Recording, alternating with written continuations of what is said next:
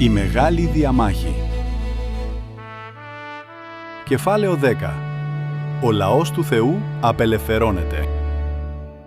Όταν οι ανθρώπινοι νόμοι σταματήσουν να προστατεύουν όσους τιμούν τον νόμο του Θεού, θα ξεκινήσει σε διάφορες χώρες του κόσμου ταυτόχρονα μια οργανωμένη εξέγερση για την εξόντωσή τους. Καθώς θα πλησιάζει η προθεσμία που ορίστηκε από το διάταγμα, οι άνθρωποι θα συνομωτήσουν για να ξεριζώσουν τη μισητή αίρεση. Θα πάρθει η απόφαση να καταφερθεί ένα κέριο πλήγμα σε μια συγκεκριμένη νύχτα, ώστε να σιγήσει οριστικά η φωνή της διαφωνίας και του ελέγχου. Ο λαός του Θεού, άλλοι κλεισμένοι στα κελιά της φυλακής και άλλοι κρυμμένοι σε απομονωμένα κρυσφύγετα στα δάση και στα βουνά, συνεχίζει να επικαλείται τη θεϊκή προστασία. Την ίδια στιγμή, σε κάθε συνοικία, οπλισμένες ομάδες ανθρώπων, καθοδηγούμενες από στρατιές πονηρών αγγέλων, προετοιμάζονται για το εξολοθρευτικό τους έργο. Ακριβώς τότε, την κρίσιμη αυτή ώρα του έσχατου κινδύνου, ο Θεός θα παρέμβει για την απελευθέρωση των εκλεκτών Του.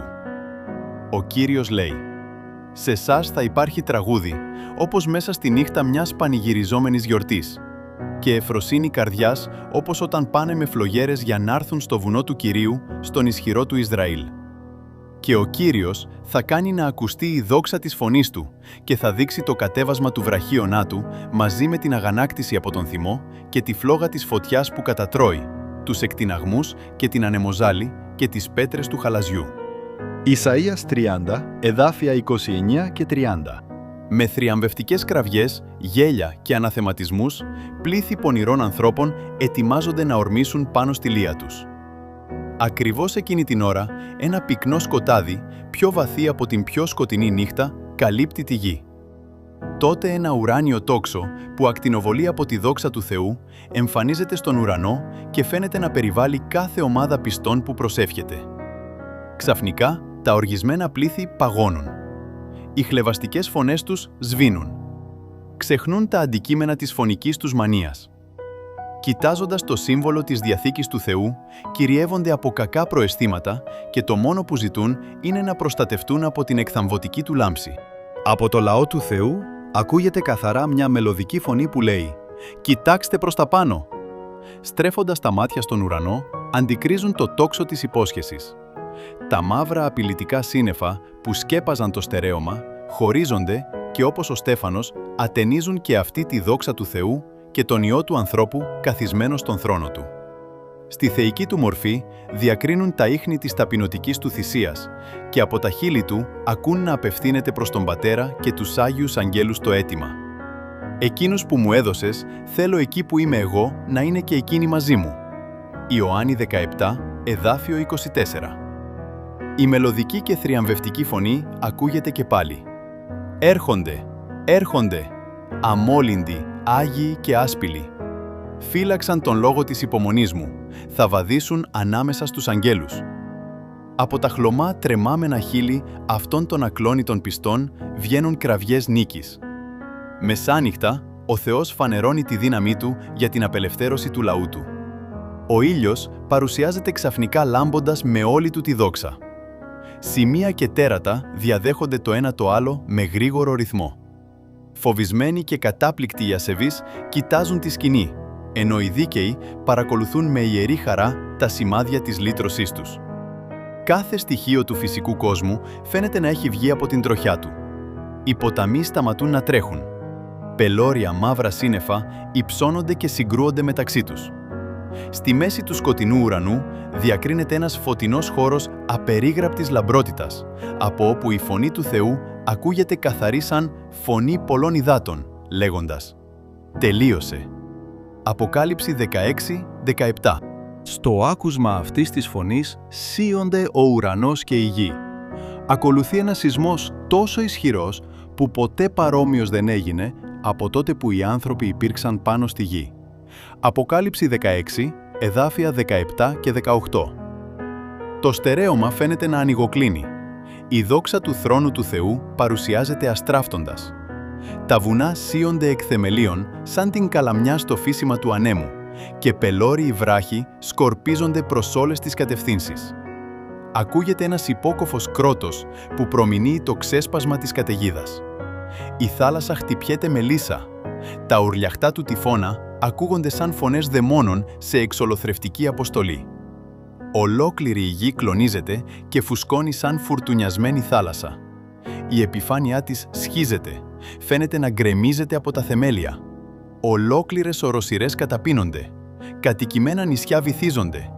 Λιμάνια, πραγματικά σόδομα αμαρτίας, σαρώνονται από τα αφρισμένα κύματα. Η Μεγάλη Μπαβυλώνα ήρθε σε ενθύμηση μπροστά στον Θεό για να δώσει σε αυτή το ποτήρι από το κρασί του θυμού της οργής του. Αποκάλυψη 16-19. Μεγάλο χαλάζι, με βάρος περίπου 30 κιλών, συμπληρώνει το έργο της καταστροφής. Αποκάλυψη 16-21. Οι πιο ξακουστές πόλεις του κόσμου ισοπεδώνονται. Τα αρχοντικά παλάτια και τα κτίρια που χτίστηκαν με επιδεικτική σπατάλη πλούτου από τους μεγάλους της γης για τη δόξα τους, σωριάζονται σε ερείπια μπροστά στα μάτια τους. Οι τοίχοι των φυλακών γκρεμίζονται και ο λαός του Θεού, που κρατούνταν αιχμάλωτος για την πίστη του, ελευθερώνεται.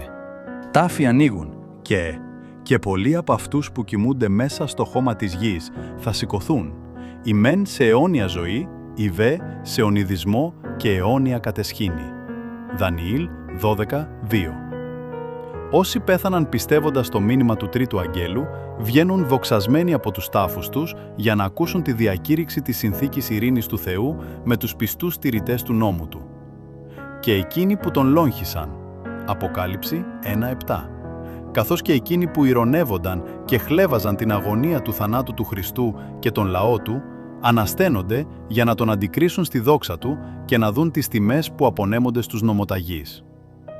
Ο ουρανός εξακολουθεί να είναι σκεπασμένος από πυκνά σύννεφα.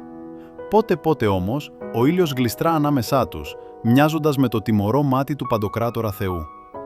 Μανιασμένες αστραπές διασχίζουν τους ουρανούς και περιβάλλουν τη γη με γιγάντιες φλόγες. Και πάνω από τους τρομερούς βρυχυθμούς της βροντής, μυστηριώδεις και άγριες φωνές αναγγέλουν την τύχη των αμαρτωλών. Τα λόγια που προφέρονται δεν γίνονται αντιληπτά από όλους. Οι ψευδοδάσκαλοι όμως τα καταλαβαίνουν σε όλη τους τη σημασία. Εκείνοι που λίγο πριν ήταν απορροφημένοι από τη σκληρότητά τους προς τον νομοταγή λαό του Θεού, κυριεύονται τώρα από αμηχανία και τρέμουν από φόβο.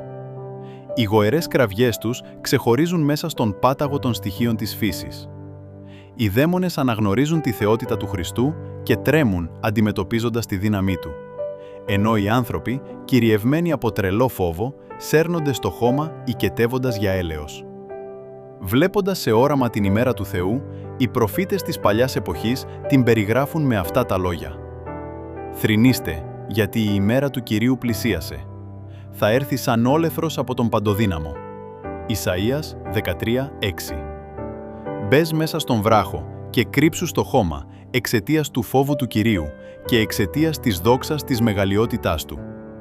Τα υπερήφανα μάτια του ανθρώπου θα ταπεινωθούν και η έπαρση των ανθρώπων θα υποκύψει και ο Κύριος μόνος θα υψωθεί κατά την ημέρα εκείνη. Επειδή η ημέρα του Κυρίου των δυνάμεων θα έρθει επάνω σε κάθε αλαζόνα και υπερήφανο και επάνω σε κάθε υψωμένον και θα ταπεινωθεί. Κατά την ημέρα εκείνη, ο άνθρωπος θα ρίξει στους τυφλοπόντικες και στις νυχτερίδες τα ασημένια του είδωλα και τα χρυσά του είδωλα που είχε κάνει για τον εαυτό του για να τα προσκυνάει, για να μπουν στις σχισμές των βράχων και στις πέτρινες σπηλιές εξαιτίας του φόβου του Κυρίου και εξαιτίας της δόξας της μεγαλειότητάς του όταν σηκωθεί για να κλονίσει τη γη». Ισαΐας 2, εδάφια 10 έως 12, 20 και 21. Ανάμεσα από μια ρογμή στα σύννεφα, ακτινοβολεί ένα άστρο με καταπληκτική λαμπρότητα, που έρχεται σε αντίθεση με το βαθύ σκοτάδι. Στους πιστούς φέρνει ελπίδα και χαρά, αλλά για τους παραβάτες του νόμου του Θεού σημαίνει οργή και συμφορά. Εκείνοι που θυσίασαν τα πάντα για τον Χριστό είναι τώρα ασφαλείς, προφυλαγμένοι μέσα στον μυστικό θάλαμο της σκηνής του Κυρίου. Δοκιμάστηκαν και απέδειξαν στον κόσμο και σε όσους περιφρονούν την αλήθεια την πιστότητά τους προς εκείνον που έδωσε τη ζωή του για αυτούς. Θαυμάσια αλλαγή γνώρισαν όσοι διατήρησαν ατρόμητη την ακεραιότητά τους αντιμετωπίζοντας τον θάνατο. Ελευθερώθηκαν ξαφνικά από τη μαύρη τυραννία ανθρώπων που είχαν μεταμορφωθεί σε δαίμονες. Τα πρόσωπά τους, που πριν από λίγο ήταν χλωμά, φοβισμένα και καταβεβλημένα, τώρα λάμπουν από θαυμασμό, πίστη και αγάπη. Οι φωνές τους υψώνονται σε έναν θριαμβευτικό ύμνο. Θεός είναι καταφυγή μας και δύναμη, βοήθεια ετοιμότατη μέσα στις θλίψεις. Γι' αυτό δεν θα φοβηθούμε κι αν η γη σαλευτεί και τα βουνά μετατοπιστούν στο μέσον των θαλασσών και αν ηχούν και ταράζονται τα νερά τους και τα βουνά σύονται εξαιτίας της έπαρσής τους. Ψαλμός 46, εδάφια 1 έως 3. Ενώ αυτά τα λόγια ανεβαίνουν προς τον Θεό με ευλάβεια και εμπιστοσύνη, τα σύννεφα αποσύρονται. Ανάμεσα στο άγριο στερέωμα, δεξιά και αριστερά, εμφανίζεται σε πλήρη αντίθεση ο ξάστερος ουρανός με απερίγραπτη ακτινοβολία. Η ένδοξη λαμπρότητα της ουράνιας πόλης ξεχύνεται από τις μισάνυχτες πύλες της. Τότε διακρίνεται στον ουρανό ένα χέρι που κρατά 2 λίθινες πλάκες, διπλωμένες σαν βιβλίο. Όπως αναφέρει ο προφήτης, «Οι ουρανοί θα αναγγείλουν τη δικαιοσύνη του, γιατί ο ίδιος ο Θεός είναι ο κριτής».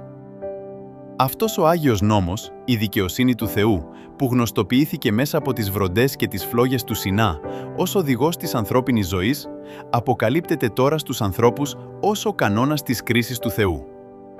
Το χέρι ανοίγει τις διπλωμένες πλάκες και τότε παρουσιάζονται οι εντολές του Δεκαλόγου, χαραγμένες με πύρινη γραφίδα.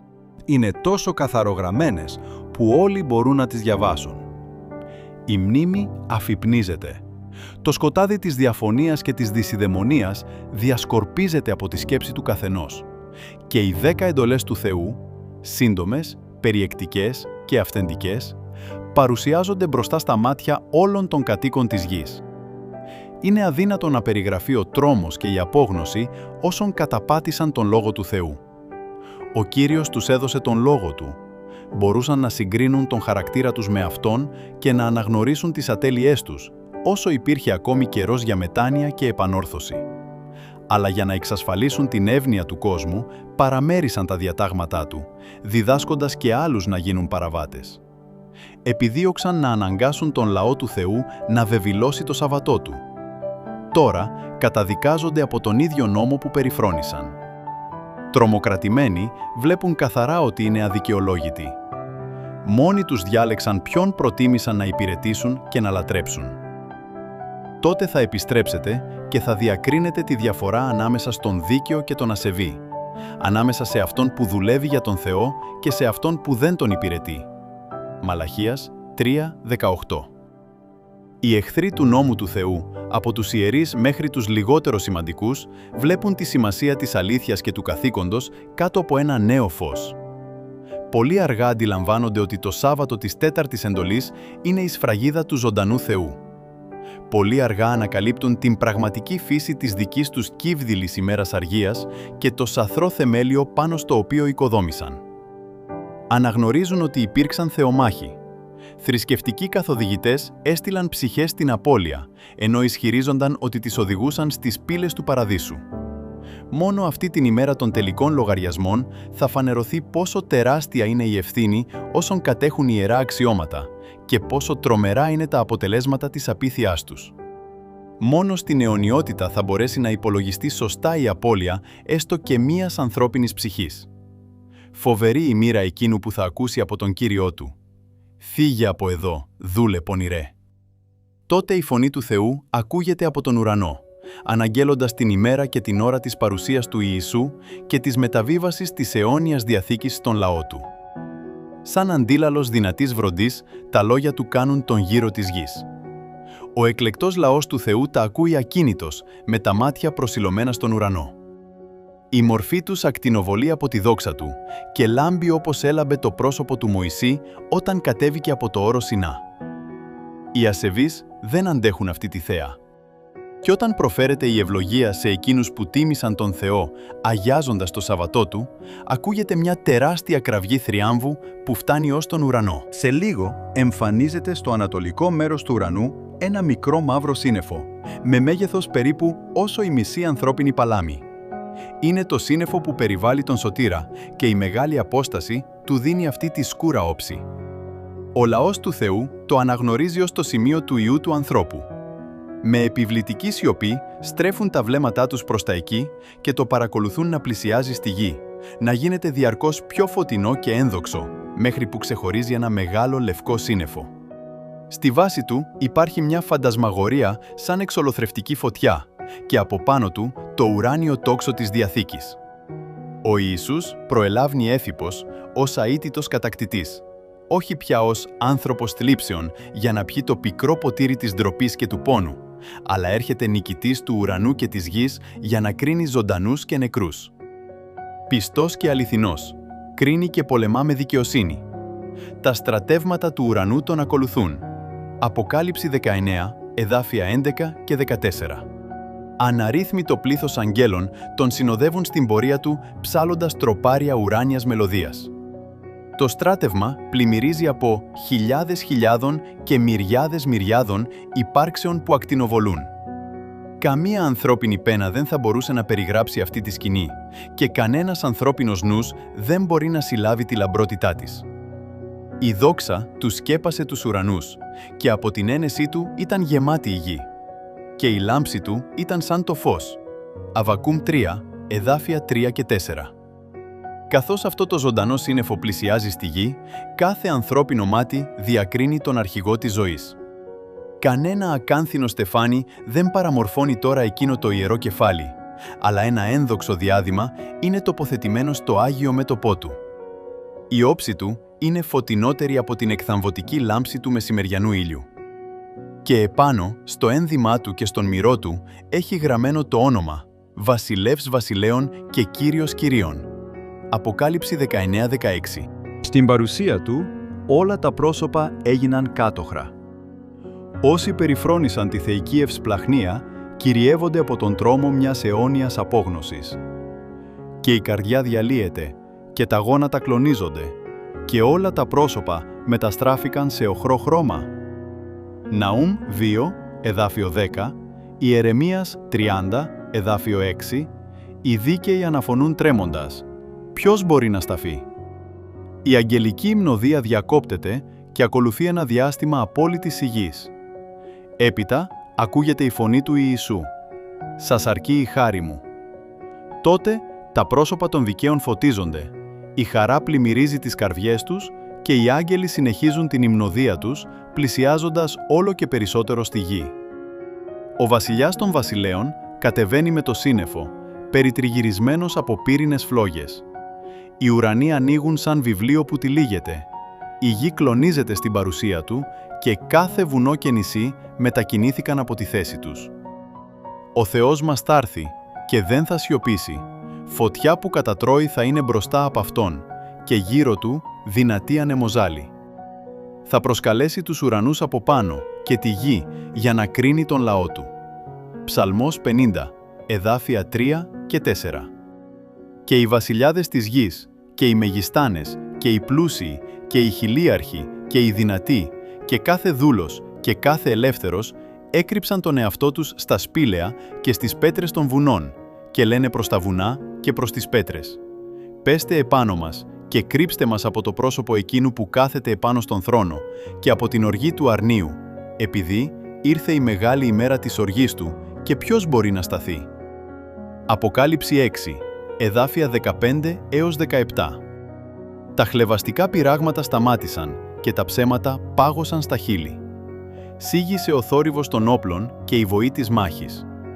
Τίποτα πια δεν ακούγεται εκτός από τη φωνή της προσευχής, τον θρήνο και τον οδυρμό. Μία κραυγή αγωνίας ξεφεύγει από τα χείλη εκείνων που προηγουμένως ηρωνεύονταν. Ήρθε η μεγάλη ώρα της οργής του και ποιος μπορεί να σταθεί? Οι ασεβείς παρακαλούν να ταφούν κάτω από τους βράχους των βουνών, παρά να δουν κατά πρόσωπο εκείνων που περιφρόνησαν και απέρριψαν. Η φωνή εκείνη που διαπερνά τα αυτιά των νεκρών τους είναι γνώριμη. Πόσες φορές άκουσαν τον τρομερό, παρακλητικό της τόνο να τους καλεί σε μετάνοια.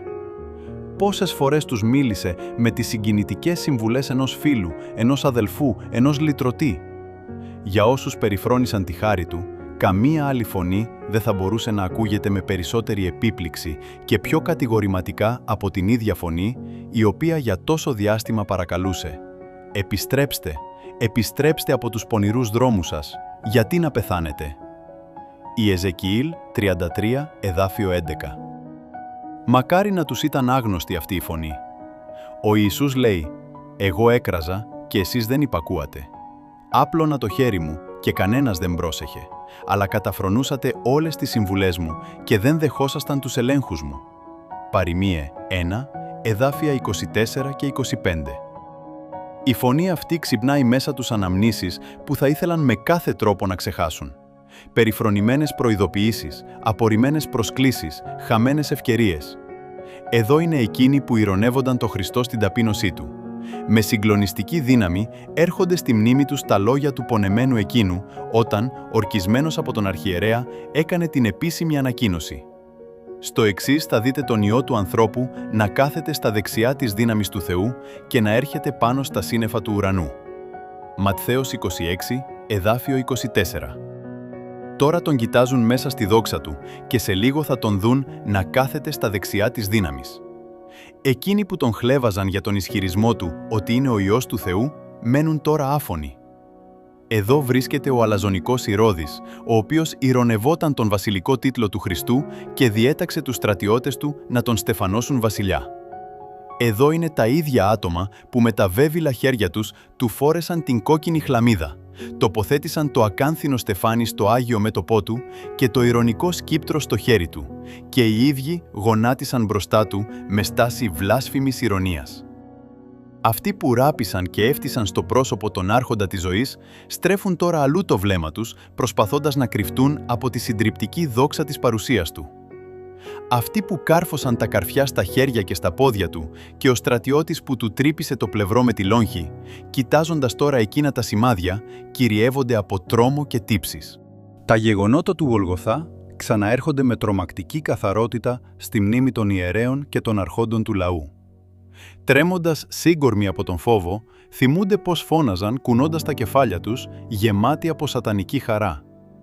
«Άλλους έσωσε, τον εαυτό του δεν μπορεί να τον σώσει. Αν είναι βασιλιάς του Ισραήλ, ας κατέβει τώρα από το σταυρό και θα πιστέψουμε σε αυτόν. Εμπιστεύτηκε στο Θεό, ας τον σώσει τώρα, αν τον θέλει». Ματθαίος 27, εδάφια 42 και 43. Θυμούνται πολύ καλά την παραβολή των γεωργών που αρνήθηκαν να παραδώσουν τους καρπούς του αμπελιού στον κύριό τους και σκότωσαν τον γιο του.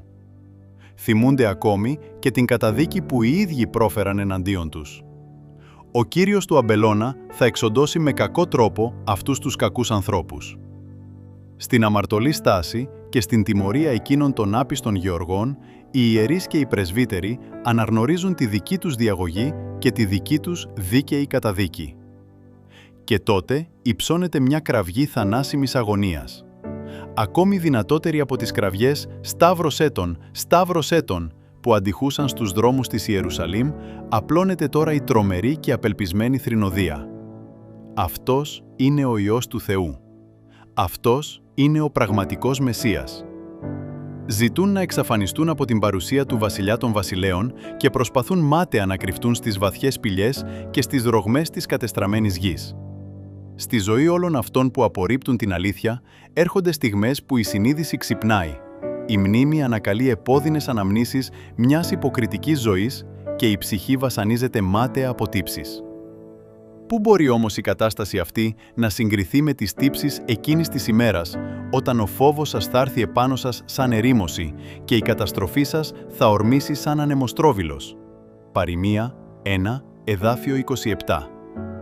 Αυτοί που επιδίωξαν να εξοντώσουν τον Χριστό και τον πιστό λαό του, τους αντικρίζουν τώρα μέσα στη δόξα που τους περιβάλλει.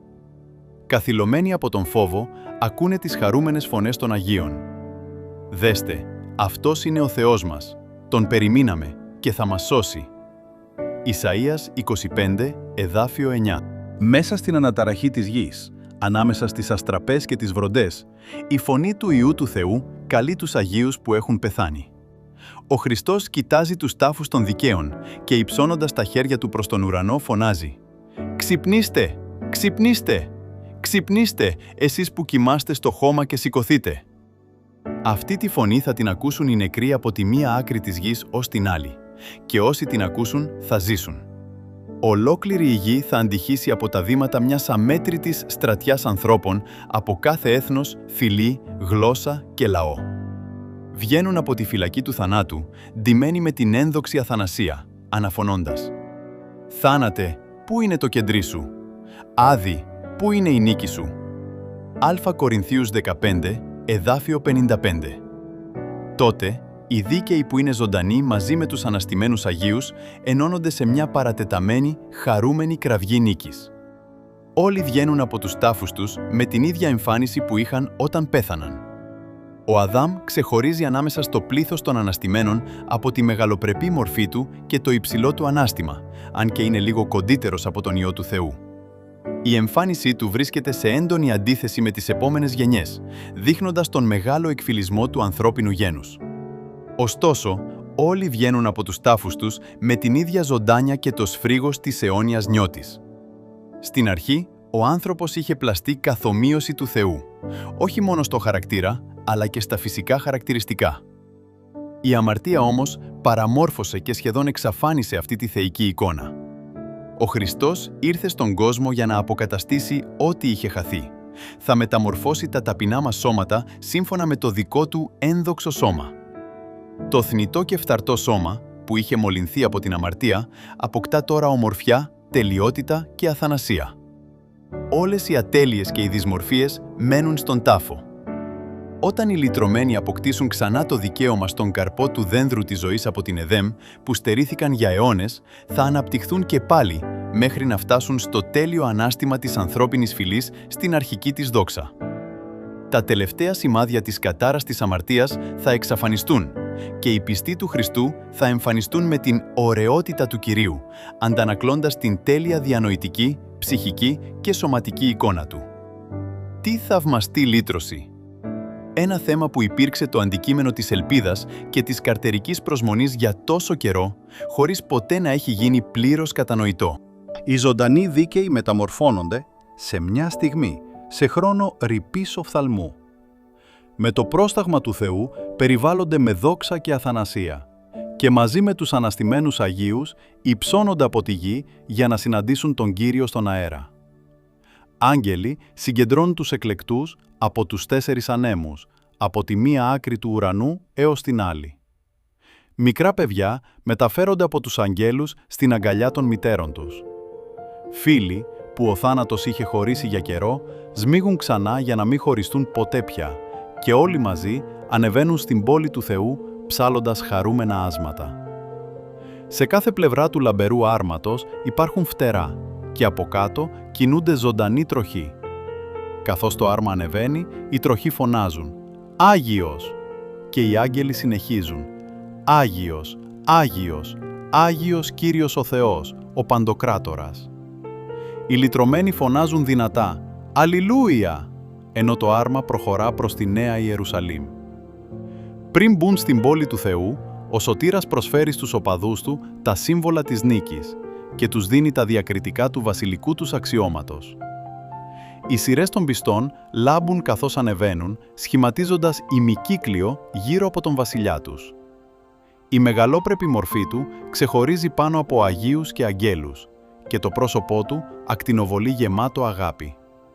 Από το αμέτρητο πλήθος, κάθε βλέμμα είναι καρφωμένο πάνω του, ατεμίζοντας τη δόξα εκείνου που κάποτε το πρόσωπό του ήταν παραμορφωμένο και περιφρονημένο από τους ανθρώπους. Ισαΐας 52, εδάφιο 14. Με το δικό του χέρι, ο Χριστός τοποθετεί στα κεφάλια των πιστών το στεφάνι της δόξας. Για τον καθένα υπάρχει ένα ξεχωριστό στεφάνι πάνω στο οποίο είναι γραμμένο το νέο όνομα. Αποκάλυψη 2:17. Στο στεφάνι υπάρχει επίσης η επιγραφή «Αφιερωμένος στον Κύριο». Σε κάθε χέρι τοποθετείται το δάφνινο κλαδί του νικητή και μια αστραφτερή άρπα. Τότε, στο σύνθημα των αρχηγών των αγγέλων, κάθε χέρι αγγίζει επιδέξια τις χορδές της άρπας, που σκορπά γλυκιά μουσική σε μια πλούσια μελωδική συμφωνία. Κάθε καρδιά χτυπά με ανέκφραστη αγαλίαση και κάθε φωνή υψώνεται σε έναν ύμνο ευγνωμοσύνης. Σε εκείνον που μας αγάπησε και μας έπλυνε από τις αμαρτίες μας με το αίμα του και μας έκανε βασιλιάδες και ιερείς ενώπιον του Θεού και Πατέρα του, σε αυτόν ανήκει η δόξα και η δύναμη στους αιώνες των αιώνων. Αποκάλυψη 1, εδάφια 5 και 6. Το πλήθος των λυτρωμένων φτάνει στην Αγία Πόλη. Ο Ιησούς ανοίγει διάπλατα τις μαργαριταρένιες πύλες και εισέρχονται τα έφνη που διαφύλαξαν την αλήθεια. Εκεί αντικρίζουν τον παράδεισο του Θεού, την κατοικία του Αδάμ την εποχή της αθωότητάς του. Και τότε, εκείνη η φωνή, η πιο μελωδική από κάθε μουσική που έφτασε ποτέ σε ανθρώπινο αυτί, ακούγεται να λέει: «Ο αγώνας τελείωσε. Ελάτε, εσείς οι ευλογημένοι του Πατέρα μου, κληρονομήστε τη βασιλεία που έχει ετοιμαστεί για εσάς από τη δημιουργία του κόσμου». Τώρα εκπληρώνεται η προσευχή του Χριστού για τους οπαδούς του. «Εκείνους που μου έδωσες, θέλω εκεί που είμαι εγώ να είναι και εκείνοι μαζί μου». Για να σταθούν μπροστά στη δόξα του, αψεγάδιαστη με αγαλίαση. Ιούδα 24. Ο Χριστός τους παρουσιάζει στον Πατέρα ως το τίμημα του αίματός του λέγοντας: «Να εγώ και τα παιδιά που μου έδωσες. Εκείνους που μου έδωσες, τους φύλαξα». Τι θαυμαστά αποτελέσματα της λυτρωτικής αγάπης. Εκείνη η εκστατική στιγμή κατά την οποία ο αιώνιος Πατέρας, βλέποντας τους λυτρωμένους, αντικρίζει την εικόνα του αποκαταστημένη από τη δυσμορφία της αμαρτίας και απαλλαγμένη από τη φθορά. Το ανθρώπινο στοιχείο βρίσκεται και πάλι σε τέλεια αρμονία με το θεϊκό πρότυπο. Με ανέκφραστη αγάπη, ο Ιησούς υποδέχεται τους πιστούς του στη χαρά του Κυρίου τους. Η χαρά του σωτήρα είναι να δει στην ένδοξη βασιλεία του τις ψυχές που σώθηκαν χάρη στη δική του αγωνία και ταπείνωση. Οι λυτρωμένοι μοιράζονται και πάλι τη χαρά του όταν ανάμεσα στο πλήθος των Αγίων διακρίνουν εκείνους που δέχτηκαν το Χριστό χάρη στις δικές τους προσευχές, προσπάθειες και στοργικές θυσίες. Καθώς συγκεντρώνονται γύρω από τον μεγάλο λευκό θρόνο, μια ανίποτη χαρά πλημμυρίζει τις καρδιές τους, βλέποντας αυτούς που οι ίδιοι οδήγησαν στο Χριστό, καθώς και άλλους που εκείνοι έφεραν σε Αυτόν, ώστε όλοι μαζί να καταλήξουν στο λιμάνι της ευτυχίας. Εκεί εναποθέτουν τα στεφάνια τους στα πόδια του Χριστού και τον δοξάζουν στον αιώνιο κύκλο των ατελείωτων αιώνων. Την ώρα που οι λυτρωμένοι γίνονται δεκτοί στην πόλη του Θεού, μια τεράστια κραυγή ενθουσιασμού και λατρείας σκίζει τον αέρα. Ο πρώτος και ο δεύτερος Αδάμ πρόκειται να συναντηθούν. Ο Υιός του Θεού περιμένει με ανοιχτές αγκάλες να υποδεχτεί τον Πατέρα της φυλής μας, εκείνον που ο ίδιος δημιούργησε, εκείνον που αμάρτησε απέναντι στο Δημιουργό του και που η αμαρτία του είναι υπεύθυνη για τα σημάδια του σταυρικού θανάτου, χαραγμένα ανεξίτηλα στο σώμα του λυτρωτή. Διακρίνοντας ο Αδάμ τις ουλές από τα καρφιά, δεν γέρνει στο στήθος του Κυρίου, αλλά πέφτει ταπεινά στα πόδια του, αναφωνώντας «Άξιο, άξιο είναι το αρνείο που θυσιάστηκε». Με τρυφερότητα ο σωτήρας τον σηκώνει και του λέει να κοιτάξει πάλι την κατοικία της Εδέμ, από την οποία εξορίστηκε για τόσο μεγάλο χρονικό διάστημα. Μετά την αποβολή του από την Εδέμ, η επίγεια ζωή του Αδάμ ήταν γεμάτη λύπη. Κάθε πεσμένο νεκρό φύλλο, κάθε ζώο που προσφερόταν ως θυσία, κάθε δυσμορφία στη μέχρι τότε άψογη φύση και κάθε νέα κοιλίδα στον αγνό ανθρώπινο χαρακτήρα αποτελούσαν μια καινούρια υπενθύμηση της αμαρτίας. Τρομερή ήταν η αγωνία και οι τύψεις που ένιωσε όταν έβλεπε την ανομία να πληθαίνει και όταν, ως απάντηση στις προειδοποιήσεις που έδινε, δεχόταν την επίκριση των συνανθρώπων του ότι αυτός ήταν η αιτία της αμαρτίας. Με ταπεινότητα και υπομονή υπέφερε για περίπου 1000 χρόνια τις συνέπειες της παρανομίας του. Βαθιά μετανιωμένος για το αμάρτημά του, στηρίχτηκε στις αρετές του αναμενόμενου σωτήρα και πέθανε με την ελπίδα της Ανάστασης. Ο Υιός του Θεού πλήρωσε τα λύτρα για την αποτυχία και την πτώση του ανθρώπου. Έτσι, με το εξηλαστήριο έργο του Χριστού, ο Αδάμ αποκαθίσταται στην αρχική του εξουσία. Γοητευμένος παρατηρεί τα δέντρα που άλλοτε αποτελούσαν την ευχαρίστησή του. Τα ίδια εκείνα δέντρα από τα οποία του άρεσε να μαζεύει καρπούς στην εποχή της αθωότητας και της χαράς του. Βλέπει τα κλίματα που κάποτε φρόντιζε με τα ίδια του τα χέρια και τα άνθη που ήταν αντικείμενα της στοργικής του φροντίδας. Συναρπασμένος από τη γοητεία της σκηνής, διαπιστώνει ότι αυτός είναι πράγματι ο αποκαταστημένος παράδεισος.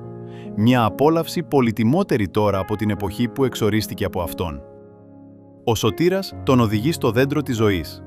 Κόβει από τον λαμπρό καρπό του και του προσφέρει να φάει. Κοιτάζει γύρω του και αναγνωρίζει το λυτρωμένο πλήθος της οικογένειάς του, συγκεντρωμένο στον παράδεισο του Θεού. Τότε, εναποθέτει το λαμπρό του στεφάνι στα πόδια του Ιησού και πέφτοντας στο στήθος του, αγκαλιάζει τον λυτρωτή. Χτυπώντας τη χρυσή του άρπα, κάνει τον θόλο του ουρανού να αντυχήσει από τον θριαμβευτικό ύμνο. Άξιο. Άξιο είναι το αρνείο που θυσιάστηκε και αναστήθηκε. Τα πλήθη της οικογένειας του Αδάμ συμμετέχουν στη μελωδία και αφήνοντας τα στεφάνια τους στα πόδια του Ιησού, υποκλίνονται και τον προσκυνούν. Στη συγκινητική αυτή σκηνή της συνάντησης, παρευρίσκονται ως μάρτυρες οι άγγελοι που έκλαψαν όταν ο Αδάμ έπεσε στην αμαρτία και σκύρτησαν από χαρά όταν ο Χριστός ανέβηκε στους ουρανούς μετά την Ανάστασή Του, ελευθερώνοντας από τα δεσμά του θανάτου όλους όσοι θα πίστευαν στο όνομά Του. Διαπιστώνουν τώρα την ολοκλήρωση του απολυτρωτικού έργου και ενώνουν τις φωνές τους στον ένο της δοξολογίας. Πάνω στην κρυστάλλινη θάλασσα, που είναι αναμεμειγμένη με γυαλί και φωτιά και λάμπει τόσο πολύ από την αντανάκλαση της δόξας του Θεού, συγκεντρώθηκε η ιδιαίτερη ομάδα εκείνων που νίκησαν το θηρίο, την εικόνα Του, το χάραγμά Του και τον αριθμό του ονόματός Του. Αποκάλυψη 15:2. Πάνω στο όρος Σιών, μαζί με το αρνείο, στέκονται οι 144.000, που αγοράστηκαν ανάμεσα από τους ανθρώπους, κρατώντας τις κιθάρες του Θεού. Τότε τα πλήθη ακούνε μια φωνή από τον ουρανό, σαν φωνή πολλών νερών και σαν φωνή δυνατής βροντής. Μια φωνή κιθαριστών που έπαιζαν τις κιθάρες τους και έψαλαν μια νέα οδή μπροστά στον θρόνο. Αποκάλυψη 14:1-3. Αυτή την οδή κανένας δεν μπορεί να τη μάθει εκτός από τις 144.000. Είναι ο ύμνος του Μωυσή και του αρνείου. Αποκάλυψη 15:3. Ένας ύμνος απολυτρωτικός. Μόνο οι 144.000 μπορούν να τον μάθουν, επειδή είναι ο ύμνος της προσωπικής τους εμπειρίας, μιας εμπειρίας που καμία άλλη ομάδα δεν έχει ζήσει ποτέ. Αυτοί είναι εκείνοι που ακολουθούν το αρνείο όπου κι αν πηγαίνει. Έχουν μεταφερθεί από τη γη επιλεγμένοι ανάμεσα από τους ζωντανούς και θεωρούνται η απαρχή για τον Θεό και το αρνείο. Αποκάλυψη 14:4. Αυτοί είναι εκείνοι που έρχονται μέσα από τη μεγάλη θλίψη. Αποκάλυψη 7:14. Πέρασαν την περίοδο της θλίψης, μια θλίψη τέτοια που δεν ξαναέγινε ποτέ από τότε που υπήρξε έθνος πάνω στη γη. Υπέμειναν την αγωνία της θλίψης του καιρού του Ιακώβ. Επιδίωσαν χωρίς την παρουσία του Μεσίτη την εποχή που έπεφταν οι πληγές της τιμωρίας του Θεού. Απολυτρώθηκαν όμως επειδή έπλυναν τις στολές τους και τις λεύκαναν με το αίμα του αρνείου. Αποκάλυψη 7:14. Και στο στόμα τους δεν βρέθηκε δόλος, γιατί είναι αψεγάδιαστοι μπροστά στον θρόνο του Θεού. Αποκάλυψη 14:5. Γι' αυτό βρίσκονται μπροστά στον θρόνο του Θεού και τον λατρεύουν μέρα και νύχτα στο ναό του, και εκείνος που κάθονται στον θρόνο θα κατασκηνώσει ανάμεσά τους. Αποκάλυψη 7:15. Είδαν τη γη να καταστρέφεται από την πείνα και τις αρρώστιες. Είδαν τον καυτό ήλιο να προκαλεί θανατηφόρα εγκάβματα στους ανθρώπους, ενώ και οι ίδιοι πέρασαν από κακουχίες, πείνα και δίψα.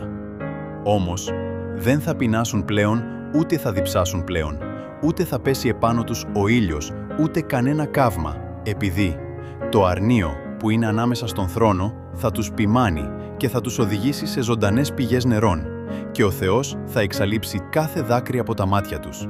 Αποκάλυψη 7:16-17.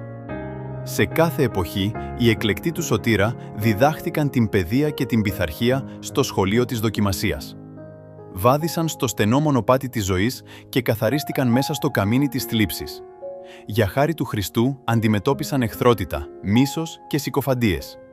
Τον ακολούθησαν μέσα από τις πιο επώδυνες συγκρούσεις, κάνοντας θυσίες και βιώνοντας πικρές απογοητεύσεις. Μέσα από τη δική τους σκληρή εμπειρία, γνώρισαν σε όλο του το βάθος το κακό της αμαρτίας, τη δύναμη, την ενοχή και τη συμφορά της, και γι' αυτό την αποστρέφονται. Η αναγνώριση της ανυπολόγιστης θυσίας που χρειάστηκε για την εκρίζωση της αμαρτίας τους κάνει ταπεινούς και γεμίζει την καρδιά τους με ευγνωμοσύνη και δοξολογία, κάτι που είναι αδύνατο να κατανοήσουν όντα που δεν αμάρτησαν ποτέ. Αγαπούν πολύ, επειδή συγχωρέθηκαν πολύ. Επειδή συμμετείχαν στα παθήματα του Χριστού, κρίνονται άξιοι να συμμετέχουν και στη δόξα Του. Οι κληρονόμοι του Θεού βγαίνουν από τις σοφίτες, τις τρόγλες, τα κελιά της φυλακής, τα ικριώματα, τα βουνά, τις ερημιές και τα βάθη της θάλασσας. Πάνω στη γη αυτή υπήρξαν στερημένοι, θλιμμένοι και κακοπαθημένοι. Εκατομμύρια από αυτούς πέθαναν με το στίγμα της ατιμίας, επειδή αρνήθηκαν πεισματικά να ενδώσουν στις παγίδες του Σατανά. Τα ανθρώπινα δικαστήρια τους καταδίκασαν ως τους χειρότερους εγκληματίες. Τώρα όμως, ο Θεός είναι ο κριτής. Ψαλμός 50, εδάφιο 6, και οι δικαστικές αποφάσεις αντιστρέφονται. Θα εξαλείψει την ντροπή του λαού του από όλη τη γη. Ισαΐας 25, εδάφιο 8. Θα τους ονομάσουν Άγιο Λαό, λυτρωμένο του Κυρίου. Ο Θεός θα τους δώσει ομορφιά αντί για στάχτη, λάδι χαράς αντί για πένθος και στολή επένου αντί για πνεύμα απόγνωσης. Ισαΐας 62, εδάφιο 12 και 61, εδάφιο 3.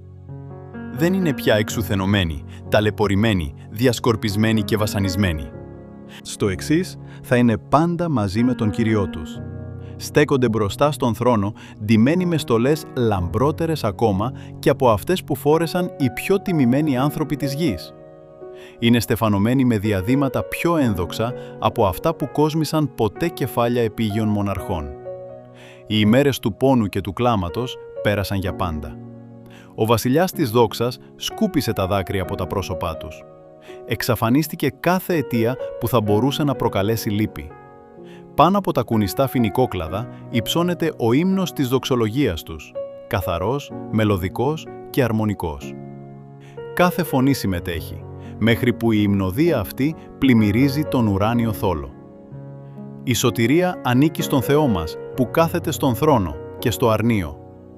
Και όλοι οι κάτοικοι του ουρανού αποκρίνονται μαζί. Αμήν, η ευλογία και η δόξα και η σοφία και η ευχαριστία και η τιμή και η δύναμη και η ισχύς ανήκουν στον Θεό μας στους αιώνες των αιώνων. Αποκάλυψη 7:12.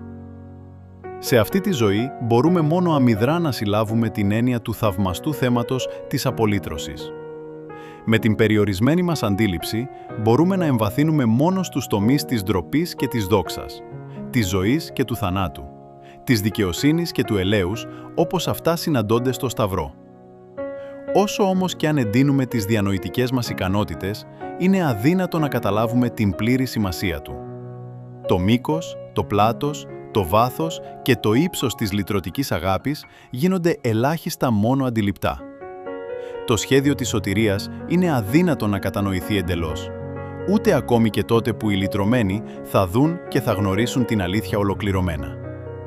Αλλά στο αιώνιο πέρασμα του χρόνου, διαρκώς νέες πτυχές της αλήθειας θα συνεχίσουν να αποκαλύπτονται μπροστά στον έκπληκτο και γοητευμένο νου. Αν και οι λύπες, οι πόνοι και οι πειρασμοί της επίγειας ζωής θα έχουν εξαφανιστεί, ο λαός του Θεού θα διατηρεί πάντα τη συναίσθηση του κόστους που είχε η σωτηρία του. Ο Σταυρός του Χριστού θα αποτελεί το αιώνιο θέμα μελέτης και τον ύμνο των λυτρωμένων. Βλέποντας τον Χριστό δοξασμένο, θα τον θυμούνται πάντα σταυρωμένο. Ποτέ δεν θα ξεχαστεί το γεγονός ότι εκείνος που με τη δύναμή του δημιούργησε και συντηρεί τους αμέτρητους κόσμους στο αχανές διάστημα, ο αγαπητός Υιός του Θεού, η μεγαλειότητα του ουρανού, αυτός που οι άγγελοι λατρεύουν με αγαλίαση, υπέστη την ταπείνωση για να εξυψώσει τον άνθρωπο που είχε πέσει στην αμαρτία. Ποτέ δεν θα ξεχαστεί ότι εκείνος σήκωσε το βάρος της ενοχής και της ντροπής της αμαρτίας και γεύτηκε την οδυνηρή εμπειρία της εγκατάλειψης από τον Πατέρα, μέχρι που η καρδιά του ράγισε από τον πόνο για τη χαμένη ανθρωπότητα και η ζωή του θυσιάστηκε πάνω στον σταυρό του Γολγοθά. Η σκέψη ότι ο δημιουργός του σύμπαντος ταπεινώθηκε από αγάπη για τον άνθρωπο θα προκαλεί τον αιώνιο θαυμασμό και τη λατρεία όλης της κτήσης. Κάθε φορά που οι λυτρωμένοι θα κοιτάζουν τον σωτήρα τους, θα βλέπουν τη δόξα του Πατέρα να αντανακλάται στο πρόσωπό του. Θα αντικρίζουν τον αιώνιο θρόνο του και ξέροντας ότι η βασιλεία του δεν έχει τέλος, θα αναφωνούν με έκσταση. Άξιο, άξιο είναι το αρνείο που θυσιάστηκε και μας εξαγόρασε για το Θεό με το πολύτιμο αίμα του. Το μυστήριο του Σταυρού εξηγεί όλα τα άλλα μυστήρια. Στο φως του Γολγοθά, οι ιδιότητες του Θεού που μας προκαλούσαν φόβο και δέος, εμφανίζονται τώρα με όλη την ελκυστική ομορφιά τους. Η ευσπλαχνία, η στοργή και η πατρική αγάπη παρουσιάζονται αλληλένδετες με την αγιότητα, τη δικαιοσύνη και τη δύναμή του. Παρατηρώντας τη μεγαλοπρέπεια του υψηλού θρόνου του, διακρίνουμε τις ευγενικές ιδιότητες του χαρακτήρα του και εκτιμούμε όσο ποτέ άλλοτε τη σημασία του αιώνιου τίτλου «Πάτερ ημών». Θα αποδειχθεί τότε ότι ο Θεός, με την άπειρη σοφία Του, δεν θα μπορούσε να επινοήσει κανένα άλλο σχέδιο για τη σωτηρία μας, εκτός από τη θυσία του Υιού Του. Το αποτέλεσμα αυτής της θυσίας είναι η εκ νέου κατοίκηση της γης με λυτρωμένες, ευτυχισμένες, άγιες και αθάνατες υπάρξεις. Η καρπή του αγώνα του σωτήρα κατά τους σκότους είναι η χαρά των λυτρωμένων και η δόξα του Θεού στους αιώνες. Τόσο ανυπολόγιστη είναι η αξία της ανθρώπινης ψυχής, που ο Θεός νιώθει ικανοποιημένος με το τίμημα που καταβλήθηκε για αυτήν. Και η καρπή της ανεκτήμητης θυσίας Του είναι τόσο πολύτιμη, ώστε και ο ίδιος ο Χριστός, βλέποντάς τους, μένει απόλυτα ικανοποιημένος. Σας ευχαριστούμε που παρακολουθήσατε και ακούσατε το βίντεό μας. Κάντε μου αρέσει, μοιραστείτε το και εγγραφείτε στο κανάλι μας, ώστε να ενημερωθείτε όταν θα είναι διαθέσιμο το επόμενο κεφάλαιο.